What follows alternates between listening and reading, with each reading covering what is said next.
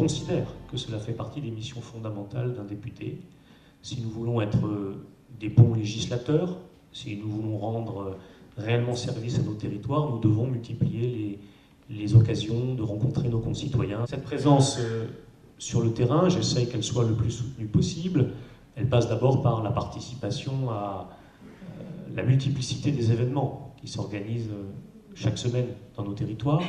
Les années jouées, les fêtes rabelaisiennes dans le Chignonnais, la foire au fromage de Sainte-Maure-de-Touraine, l'émouvante cérémonie du souvenir à Maillet le 25 août, les différents marchés gourmands, Chaveigne, Bralou, je vais en oublier, Bouzet, etc. Et puis il y a cette somme incroyable de petits événements qui s'organisent dans nos villages, dans nos quartiers.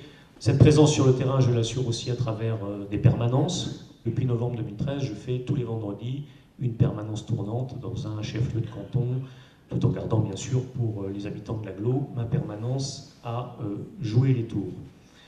La présence de terrain, c'est aussi les réunions nombreuses avec les élus locaux, bilatérales sur des dossiers, ou bien, comme je l'ai fait au lendemain des municipales, des réunions plus larges avec l'ensemble des maires, des communautés de communes pour connaître aussi leurs dossiers, leurs attentes.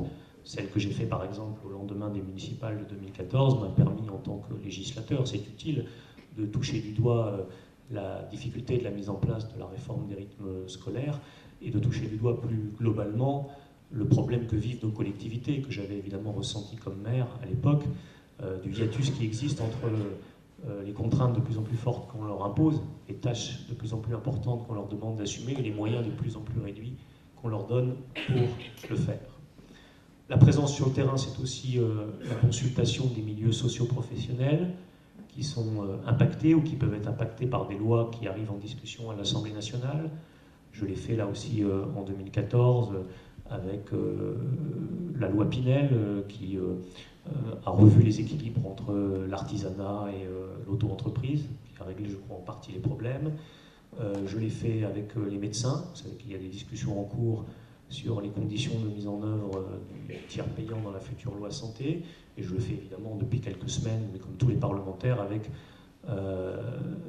toutes les professions du droit qui se sentent concernées par la loi Macron qui arrive en discussion au Parlement. Et je profite, petit message politique d'ailleurs au passage, pour vous dire que vis-à-vis de ces professions de droit, le fait d'avoir ces entretiens me permet de comprendre que si sans doute il y a des choses à revoir ici ou là, sur des rentes excessives ou sur des tarifs trop élevés, il y a aussi dans ces professions beaucoup de gens qui ont un sens aigu du service public et qui se battent en ce moment pour que ce sens du service public soit aussi reconnu. La présence sur le terrain, ce sont les réunions avec les citoyennes et les citoyens. J'évoquais celle que j'ai faite à la fin de l'année 2014. Je poursuivrai en 2015 en allant au plus près encore des habitants dans les cafés des villages, dans les maisons de quartier, pour proposer aux habitants, dans le cadre d'une opération que j'appellerais tout simplement Parlons politique, la possibilité aux citoyennes et aux citoyens de faire entendre aussi leur point de vue sur la façon dont notre pays évolue.